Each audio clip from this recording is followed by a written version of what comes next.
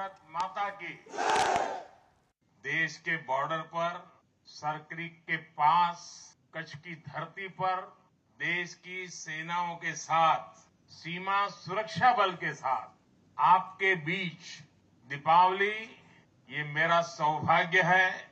आप सभी को दीपावली की बहुत बहुत बधाई। जब मैं दीपावली का पर्व आप लोगों के बीच मनाता हूं तो मेरी दीपावली की मिठास कई गुना बढ़ जाती है। और इस बार तो ये दीपावली भी बहुत खास है। आपको लगेगा हर दीपावली का अपना महत्व होता है, इस बार खास क्या है? खास है अयोध्या में प्रभु राम 500 साल बाद फिर से अपने भव्य मंदिर में विराजमान हुए हैं। मैं आप सभी को और मां भारती की सेवा में तैनात देश के हर जवान को दीपावली की हार्दिक शुभकामनाएं देता हूं। मेरी इन शुभकामनाओं में आपके प्रति 140 करोड़ देशवासियों का कृतज्ञ भाव भी शामिल है, उनका आभार भी शामिल है। साथियों, मातृभूमि की सेवा का यह अवसर बड़े सौभाग्य से मिलता है। ये सेवा आसान नहीं है। ये मातृभूमि को सर्वस्व मानने वाले मत वालों की साधना है। ये मां भारती के लाडलों लाडलियों उनका तप है, उनकी तपस्या है। कहीं हिमालय की बर्फ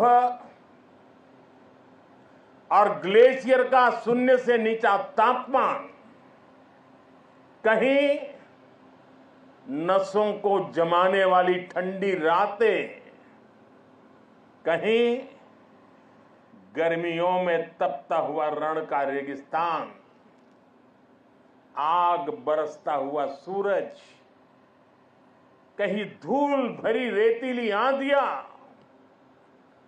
कहीं दल दल की चुनौतियां और कहीं उफान लेता हुआ समंदर। ये साधना हमारे जवानों को उस हद तक तपाती हैं जहां हमारा देश का सैनिक फौलाद बनकर चमकता है। एक ऐसा फौलाद जिसे देखकर दुश्मन की रूह दहल उठती है।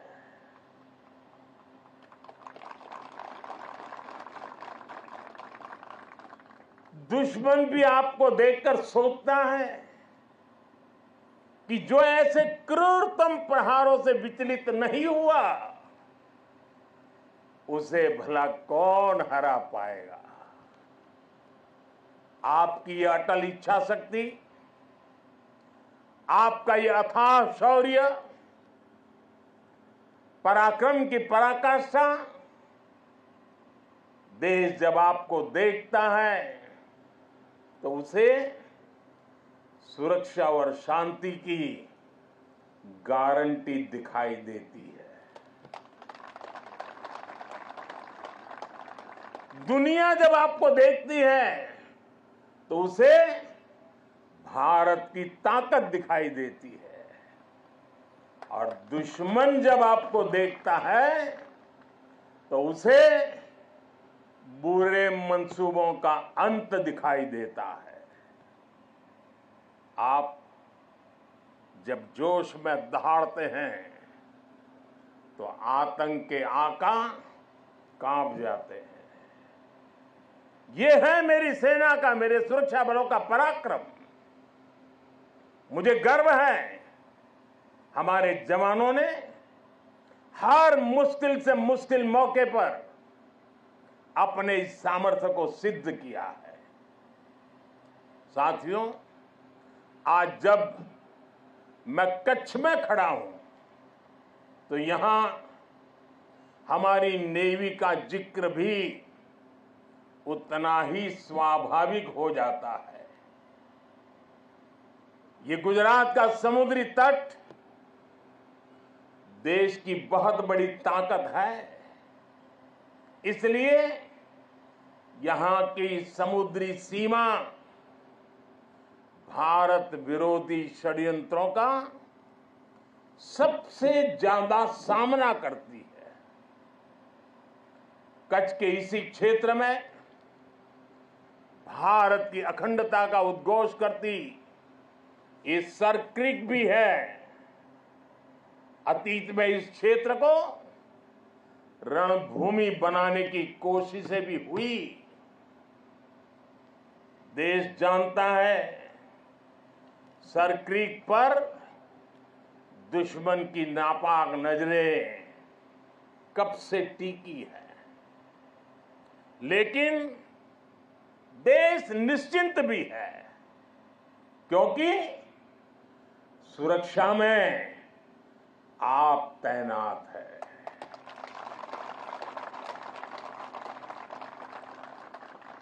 दुश्मन को भी पता है 1971 के युद्ध में किस तरह आपने मुंहतोड़ जवाब दिया था। इसलिए हमारी नेवी की मौजूदगी में सर क्रीक और कच्छ की तरफ अब कोई आंख उठाने की भी हिम्मत नहीं करता है। साथियों, आज देश में एक ऐसी सरकार है जो देश की सीमा के 1 इंच से भी समझौता नहीं कर सकती। एक समय था जब डिप्लोमेसी के नाम पर सर क्रीक को छल से हड़पने की पॉलिसी पर काम हो रहा था। मैंने तब गुजरात के मुख्यमंत्री के रूप में भी देश की आवाज को बुलंद किया था। और इस क्षेत्र में आज मैं पहली बार नहीं आया, मैं इस क्षेत्र से परिचित रहा हूं, कई बार आया हूं, बहुत आगे तक जाकर के आया हूं। इसलिए आज जब हमें जिम्मेदारी मिली है तो हमारी नीतियां हमारी सेनाओं के संकल्पों के हिसाब से बनती है। हम दुश्मन की बातों पर नहीं, हमारी सेनाओं के संकल्पों पर भरोसा करते हैं। साथियों, 21वीं सदी की जरूरतों को देखते हुए आज हम अपनी सेनाओं को, हमारे सुरक्षा बलों को आधुनिक संसाधनों से लैस कर रहे हैं। हम हमारी सेनाओं को विश्व की सबसे आधुनिक मिलिट्री फोर्सेस की कतार में खड़ा कर रहे हैं। हमारे इन प्रयासों का आधार है रक्षा क्षेत्र में आत्मनिर्भर भारत। अभी कुछ ही दिन पहले यही गुजरात के वडोदरा में C295 फैक्ट्री का उद्घाटन हुआ है। आज विक्रांत जैसा made in India aircraft aircraft carrier देश के पास है। आज भारत में अपनी सबमरीन बनाई जा रही है। आज हमारा तेजस फाइटर प्लेन वायुसेना की ताकत बन रहा है। हमारा अपना 5th जनरेशन फाइटर एयरक्राफ्ट बनाने का काम भी शुरू हो चुका है। पहले भारत की पहचान हथियार मंगाने वाले देश की थी। आज भारत दुनिया के कितने ही देशों को डिफेंस उपकरण एक्सपोर्ट कर रहा है। पिछले 10 वर्षों में हमारा रक्षा निर्यात 30 गुना बढ़ गया है। साथियों, सरकार के इस विजन को सफल बनाने में हमारी सेनाओं और सैन्य बलों के सहयोग की भी बड़ी भूमिका है। हमारे सुरक्षा बलों की बहुत बड़ी भूमिका है। मैं देश की सेनाओं को, मैं देश के सुरक्षा बलों को बधाई दूंगा कि उन्होंने 5000 से अधिक सैन्य उपकरणों की लिस्ट बनाई है जो वो अब विदेश से नहीं खरीदेंगे। इससे सैन्य क्षेत्र में आत्मनिर्भर भारत अभियान को नई गति भी मिली है। साथियों, आज जब न्यू एज वॉरफेयर की बात होती है तो ड्रोन टेक्नोलॉजी उसका एक अहम टूल बन गई है। हम देख रहे हैं युद्ध में शामिल देश आज ड्रोन टेक्नोलॉजी का जमकर इस्तेमाल कर रहे हैं। ड्रोन से निगरानी हो रही है, ड्रोन से खुफिया जानकारी जुटाई जा रही है। किसी व्यक्ति या जगह की पहचान करने में ड्रोन का उपयोग हो रहा है। ड्रोन सामान पहुंचाने में मदद कर रहे हैं। ड्रोन का इस्तेमाल हथियार के रूप में भी हो रहा है। इतना ही नहीं, ड्रोन पारंपरिक एयर डिफेंस के लिए भी चुनौती बनकर के उभर रहा है। ऐसे में भारत भी ड्रोन टेक्नोलॉजी की मदद से अपनी सेनाओं को, अपने सुरक्षा बलों को सशक्त कर रहा है। सरकार आज 3 सेनाओं के उपयोग में आने वाले प्रीडेटर ड्रोन खरीद रही है। ड्रोन के इस्तेमाल से जुड़ी स्ट्रेटेजी बनाई जा रही है और मुझे खुशी है कि कई भारतीय कंपनियां पूरी तरह से स्वदेशी ड्रोन बनाने में भी लगी है। ढेर सारे स्टार्टअप मैदान में आए हैं। साथियों, आज युद्ध की प्रकृति बदल रही है। आज सुरक्षा के विषय भी नए नए पनपते जा रहे हैं। भविष्य की चुनौतियां और जटिल होंगी। इसलिए बहुत जरूरी है कि तीनों सेनाओं की क्षमताओं को, हमारे सुरक्षा बलों की क्षमताओं को एक दूसरे से जोड़ दिया जाए और खास करके हमारी तीनों सेनाओं के लिए उनका प्रदर्शन इस जोड़ने के प्रयास के कारण उनका सामर्थ्य कई गुना बेहतर हो जाएगा। और मैं कभी कभी कहता हूं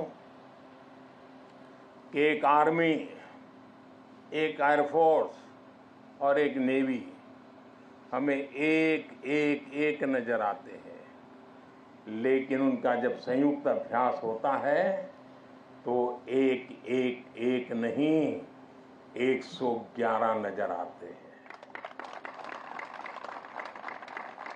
सेनाओं के आधुनिकीकरण की इसी सोच के साथ chief of defence staff CDS की नियुक्ति की गई है।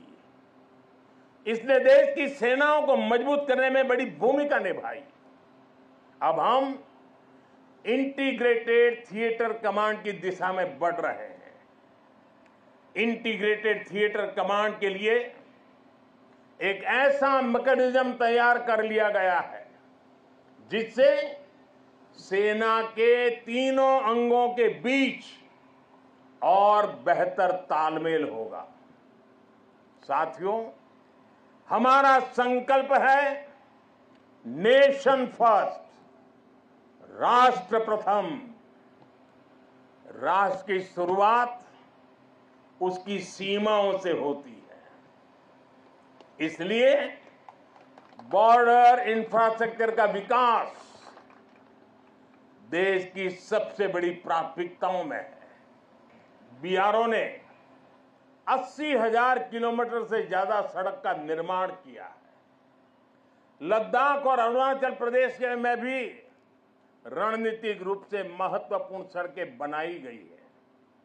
पिछले 10 वर्षों में बीआरओ ने 400 के आसपास बड़े पुल बनाए हैं। आप जानते हैं, देश के सबसे दूर दराज के इलाकों में ऑल वेदर कनेक्टिविटी के लिए हमारी सेनाओं के लिए टनल कितनी महत्वपूर्ण है। इसलिए पिछले 10 वर्षों में अटल और सेला जैसी सामरिक महत्व की अनेकों बड़ी सुरंगों का निर्माण पूरा किया है। बीआरओ देश के अलग अलग हिस्सों में टनल बनाने के काम को तेज गति से पूरा कर रहा है। साथियों, हमने सीमावर्ती गांवों को आखिरी गांव मानने की सोच भी बदली है। आज हम उन्हें देश का प्रथम गांव कहते हैं। आखिरी गांव नहीं, वो प्रथम गांव है। वाइब्रेंट विलेज योजना के तहत देश के प्रथम गांवों का विकास किया जा रहा है।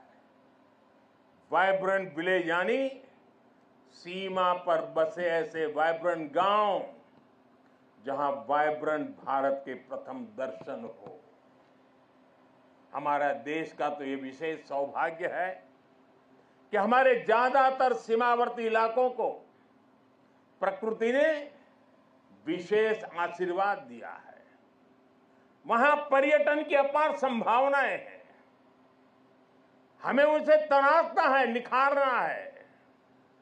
इसके जरिए इन गांवों में बसे नागरिकों का जीवन बेहतर होगा, उन्हें नए अवसर मिलेंगे। वाइब्रेंट विलेज अभियान के जरिए हम ये होता देख रहे हैं।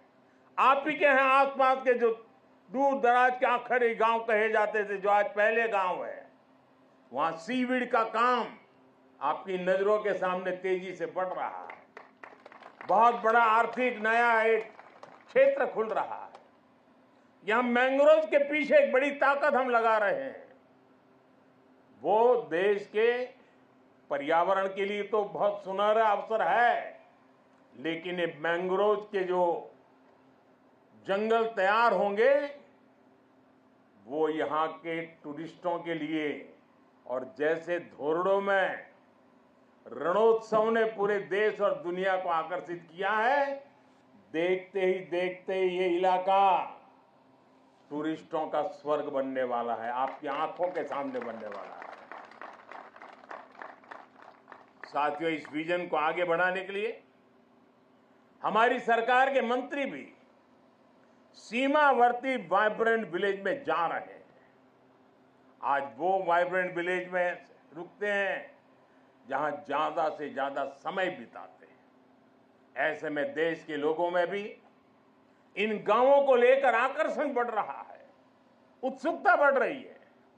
साथियों, राष्ट्रीय सुरक्षा के साथ एक और पहलू जुड़ा हुआ है जिसकी उतनी चर्चा नहीं होती।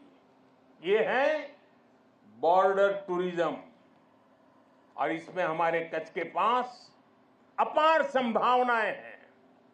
इतनी समृद्ध विरासत, आकर्षण और आस्था के इतने अद्भुत केंद्र और प्रकृति की अद्भुत देन। गुजरात में कच्छ और खंभात की खाड़ी के मैंग्रोव फॉरेस्ट बहुत महत्वपूर्ण है। गुजरात के समुद्री तटों पर समुद्री जीवों और वनस्पतियों का पूरा इकोसिस्टम है। सरकार ने भी मैंग्रोव के जंगलों के विस्तार के लिए कई कदम उठाए हैं। पिछले वर्ष लॉन्च की गई मिस्टी योजना पर सरकार तेजी से काम कर रही है। साथियों, यूनेस्को वर्ल्ड हेरिटेज साइट में हमारा धोलावीरा ये भी शामिल है, और वो तो हमारे देश के हजारों साल के सामर्थ्य की पहचान है। धोलावीरा में सिंधु घाटी की सभ्यता के अवशेष बताते हैं कि हजारों वर्ष पूर्व वो शहर कितने व्यवस्थित तरीके से बसा हुआ था। यही गुजरात के समुद्र से थोड़ी दूरी पर लोथल जैसे व्यापारिक केंद्रों ने भी एक समय में भारत की समृद्धि के अध्याय लिखे। लखपत में गुरु नानक देव जी की चरण रज है। कच्छ का कोटेश्वर महादेव मंदिर हो, माता आशापुरा का मंदिर हो, काला डूंगर पहाड़ी पर भगवान दत्तात्रेय का साक्षात दर्शन होता हो, या फिर कच्छ का रण उत्सव या सर क्रीक को देखने का उत्साह। कच्छ के एक जिले में ही पर्यटन का इतना पोटेंशियल है कि टूरिस्ट को पूरा हफ्ता भी कम पड़ जाए। उत्तर गुजरात की सीमा पर नड़ाबेट में हमने देखा है कि कैसे बॉर्डर टूरिज्म लोगों में छाया हुआ है। हमें ऐसी ही हर संभावना को साकार करना है। जब ऐसे स्थानों पर देश के अलग अलग हिस्सों से पर्यटक आते हैं, वो भारत के वो दो हिस्से आपस में कनेक्ट हो जाते हैं। वो पर्यटक अपने साथ राष्ट्रीय एकता का प्रवाह लेकर आता है और राष्ट्रीय एकता की ऊर्जा लेकर जाता है, और यहां एक भारत श्रेष्ठ भारत की भावना को जीवंत कर देता है। अपने क्षेत्र में जाकर के भी कर देता है। यही भावना हमारी राष्ट्रीय सुरक्षा का मजबूत आधार तैयार करती है। इसलिए कच्छ और दूसरे सीमावर्ती इलाकों को हमें विकास के नए मुकाम तक लेकर जाना है। जब हमारे सीमावर्ती क्षेत्र विकसित होंगे, वहां सुविधाएं होंगी, तो इससे यहां तैनात हमारे जवानों का लाइफ एक्सपीरियंस भी बेहतर होगा। साथियों, हमारा राष्ट्र जीवंत चेतना है जिसे हम मां भारती के रूप में पूजते हैं। हमारे जवानों के तप और त्याग के कारण ही आज देश सुरक्षित है, देशवासी सुरक्षित है।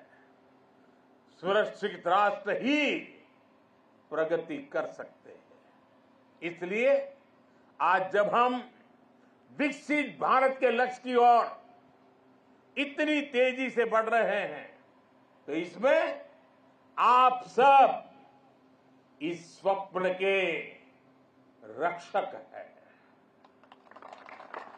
आज हर देशवासी अपना 100% देकर राष्ट्र के विकास में अपना योगदान दे रहा है, क्योंकि उसे आप पर भरोसा है।